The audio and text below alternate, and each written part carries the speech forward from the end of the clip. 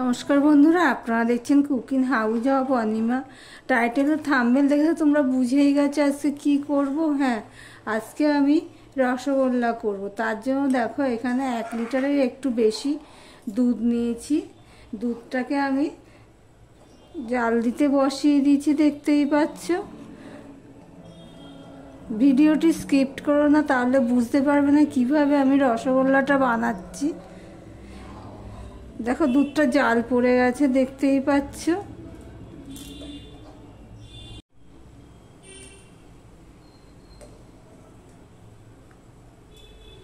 আর এখানে দেখো আমি 2 চামচ ভিনিগার আর 2 চামচ জল মিশিয়ে নিয়েছি আগের থেকে। সেটা আমি এবার গ্যাসটা অফ করে দিলাম। দিয়ে আমি কিন্তু এখনো ভিনিগার বা লেবুর রস কিছুই দিইনি।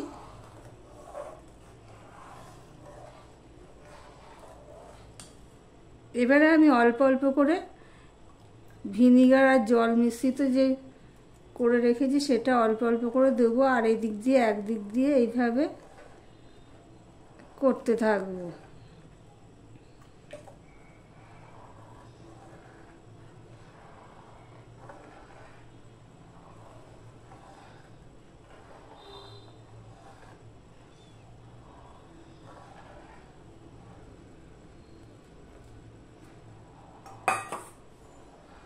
এভাবে নাড়তে থাকবো, দেখবো আস্তে আস্তে জলটা পুরো পরিষ্কার বেরিয়ে যাবে।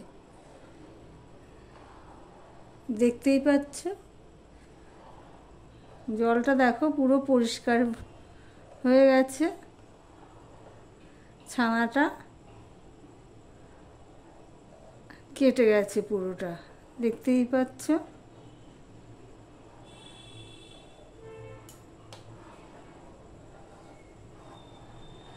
এবারে আমি এই ছানাটা থেকে জলটা আলাদা করে নেব। এদিকে দেখো বন্ধুরা, এবার ছানাটাকে আমি ছেঁকে নেব ঠিক এইভাবে। একটা ন্যাকড়া নিয়ে নিয়েছি, নিয়ে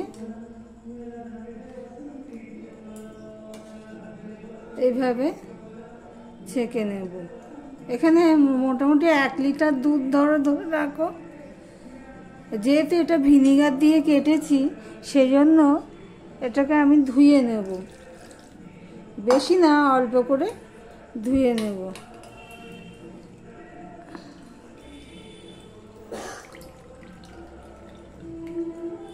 ঠিক এইভাবে ধুয়ে নিলাম। ধুয়ে নিয়ে এবারে একটা বাটি চাপা দিয়ে আমি এটা জলটা আগে ফেলে দিই। ফেলে দিয়ে এই যে জল সমেত একটা বাটি আমি চাপা দিয়ে দিলাম, রেখে দিয়েছি। দেখো ছানাটাকে এবার আমি নিয়ে নিলাম। এর মধ্যে দিয়ে দিচ্ছি কর্নফ্লাওয়ার।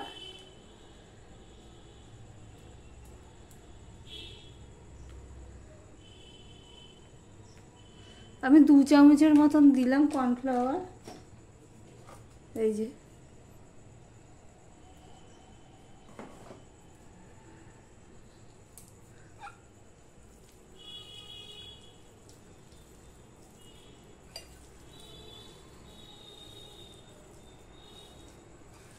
ছানাটাকে কিন্তু ধুয়ে নেওয়া হয়েছে, দেখতেই পেয়েছো। এবার কর্নফ্লাওয়ার দিয়ে আমি এটা ভালো করে মেখে নেব।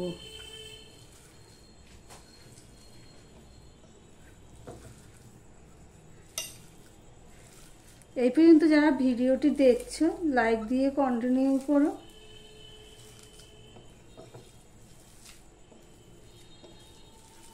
আমি এইভাবে হাতের চেটুর দিয়ে দিয়ে এইভাবে একটু সময় ধরে মেখে নেব।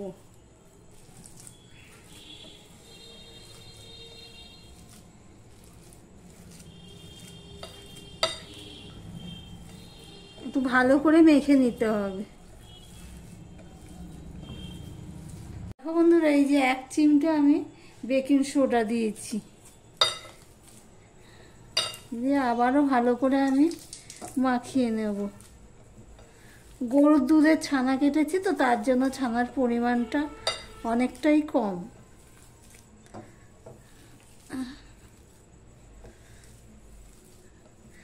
একটু ভালো করে মাখতে হবে, মাখতে মাখতে দেখা যাবে যে এটা পুরো হাতের সাথে আর লাগছে না।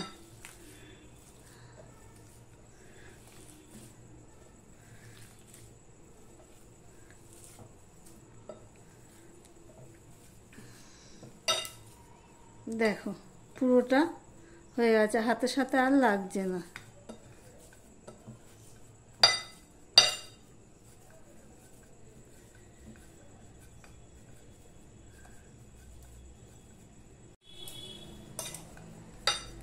এবার আমি মিষ্টির আকারে বল রেডি করে নেব।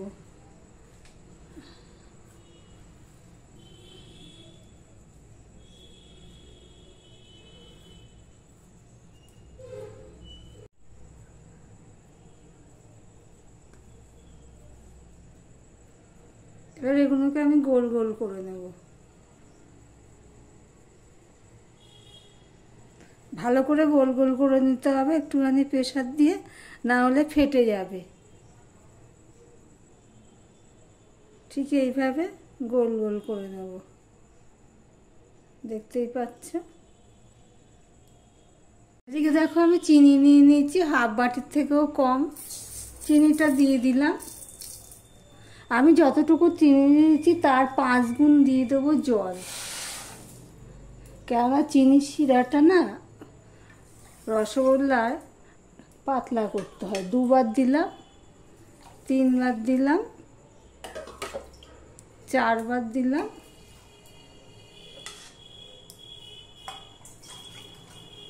5 বার দিলাম। মানে 1 ভাগ চিনি দিলাম, তো 5 ভাগ আমি জল দিয়ে দিলাম। এবার চিনিটা আমার, গ্যাসের ফ্লেমটা কিন্তু আমি হাই করে দিয়েছি।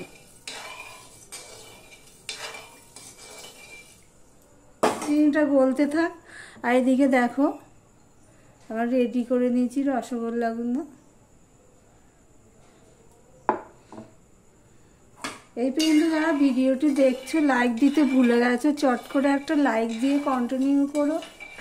আর আমার ভিডিওটি যদি ভালো লাগে প্লিজ সাবস্ক্রাইব করে পাশে থেকো।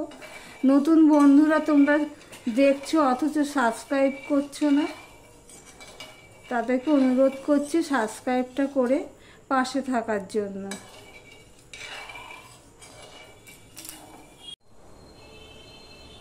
এখানে 2টো এলাচ নিয়ে নিয়েছি, চিনির শিরার মধ্যে আমি দিয়ে দিলাম।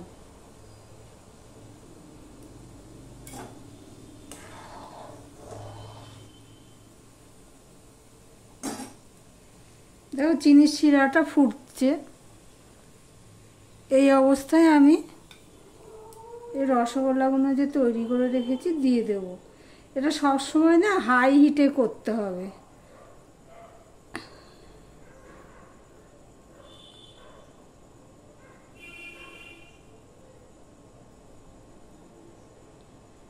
একদম চিনিটা গলে গেছে, ব্যাস দিয়ে দিলাম, কেননা এই রসগোল্লাগুলো মতো ফোটাতে হবে রসের মধ্যে, সেই জন্য একটু সময় ধরেই ফোটাতে হবে।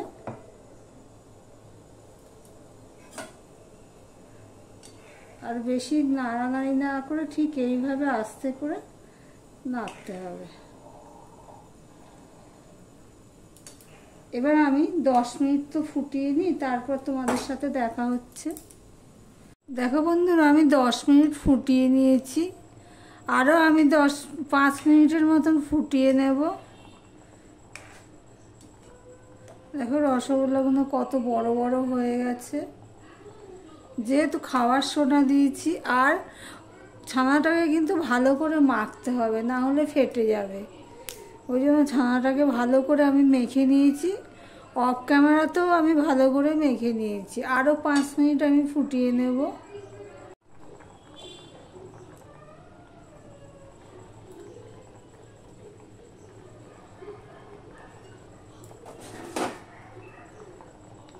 দেখো বন্ধুরা রসগোল্লাটা কত নরম হয়েছে, খুব গরম তো, এই দেখো দেখতেই পাচ্ছ কতটা নরম হয়েছে। এবার আমি আরও 5 মিনিট ফুটিয়ে রেখে গ্যাসটা আমি অফ করে দেব। তারপর তোমাদের সাথে কথা হচ্ছে। আরও 5 মিনিট ফুটিয়ে, টোটাল আমি 20 মিনিট ফুটিয়ে নিয়েছি।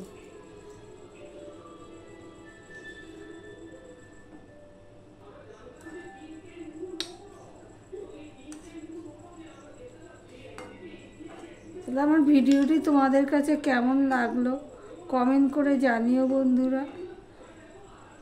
যারা লাইক করনি চট করে একটা লাইক করে কন্টিনিউ করো। আমি সারা রাত আমি রসের মধ্যে ভিজিয়ে রেখে দেবো, তোমাদেরকে এমনি দেখাচ্ছি।